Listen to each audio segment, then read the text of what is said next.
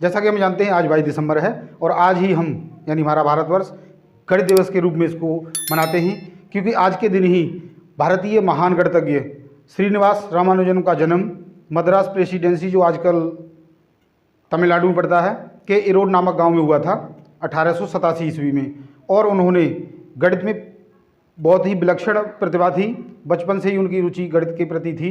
उन्होंने 1913 में जो लंदन के ऑर्डी प्रोफेसर ऑर्डी थे, उस समय के विख्यात गणितज्ञ थे, उनको 115 थ्योरम्स लगभग लिख के भेजी थी। उनमें से 15 उनके खुद ही समझ में नहीं आई थी, यानी जो हॉर्डी थे उनके समझ में नहीं आई थी। तो उनसे प्रभावित होकर वह उनको अपने साथ ले गए और उन्होंने वहाँ जाकर बहुत सारी सिद्धांतों को प्रतिपादित किया, जिनको समझने में कई दशक लग गए।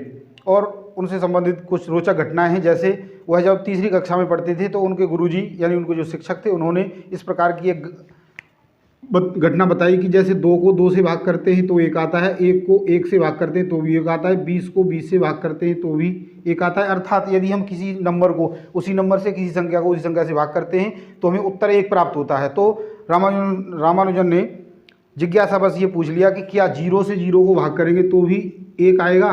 तो उनके गुरुजी ने कोई उत्तर न देने के कारण उन पर नाराज हो गए और उसका उत्तर नहीं दे सके। और आज तक हमें इसका उत्तर नहीं मिला है। हम इसको सिर्फ अपरिभाषित लिख देते हैं, अपरिभाषित लिखते हैं, जबकि इसका कोई उत्तर हमें प्राप्त नहीं है। यानी इसकी कोई परिभाषा नहीं कि 0 से 0 को भाग करें तो 1 होगा। यानी यहाँ पर एक संख्या में उसी संख्या से भाग करने पर 1 उत्तर प्राप्त होता है, तो यहाँ पर आकर वह रूल फेल हो जाता है। ऐसे ही जब वह बीमार थे तो उनके साथी यानी जो उनके शिक्षक थे डॉक्टर हॉर्डी, उन्होंने जब उनको देखने आए तो उसकी गाड़ी पर 1729 लिखा था।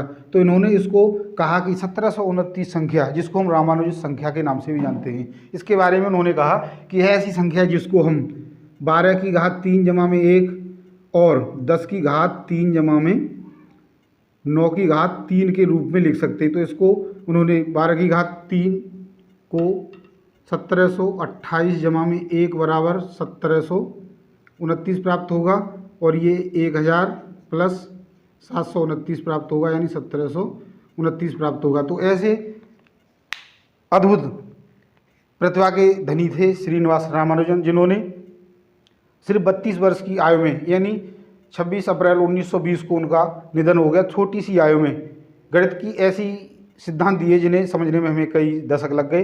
तो आज गणित दिवस के उपलक्ष्य पर हम एक प्रण करें कि हम अपने गणित को शार्प करें, गणित की गणनाओं को शार्प करें, ताकि कोई भी गणनाएं विफल ना हो। और कोई भी राष्ट्र तभी उन्नति कर सकता है जब उसके नागरिक गणित में पारंगत होंगे। हम किसी अन्य विषय को भी गणित के बिना नहीं पढ़ सकते। तो आज हम इसी एक जिज्ञासा के साथ आप लोगों से आग्रह करते हैं कि आप गणित में रुचि बनाए रखें और गणित को अच्छे से पढ़ते रहें। तो आज के लिए इतना ही, धन्यवाद।